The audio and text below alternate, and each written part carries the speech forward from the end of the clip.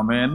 1 கொரிந்தியர் 2:9 சொல்லப்பட்டிருக்கிறது, அவரிடத்துல அன்பு கூறுகிறவர்களுக்கு ஒரு ஆயத்தம் பண்ணி வைத்ததை கண்ணு கண்டதில்லை, காது கேட்டதில்லை, அது எந்த மனுஷனுடைய இருதயத்திலும் தோன்றினதில்லை, அவர் நினைப்பதற்கும் வேண்டிக் கொள்வதற்கும் மேலே செய்கிறார்.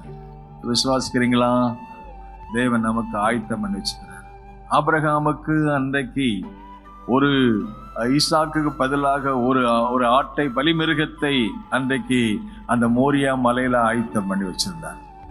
அதே மாதிரி பஞ்சம் விளைப்பதற்கு எகிப்தில் யோசேப்பை முன்னே அனுப்பி அவனை ஆயத்தப்படுத்தி அவர்களுக்கு ஆகாரம் கொடுப்பதற்கு அவர்களுடைய மனசுல தோன்றதுக்கு மேல கண்ணு காணாம காது கூட கேட்க முடியாத மனுஷன் இதயத்தில் தோன்றாத காரியத்தெல்லாம் கர்த்தர் செஞ்சார்.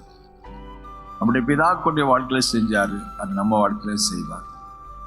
ஆண்டவர் சொன்னார், நீ கட்டாத வீட்டில் குடியிருப்பாய், நீ நட்டாத தோட்டத்தின் பலனை நீ அனுபவிப்பாய்.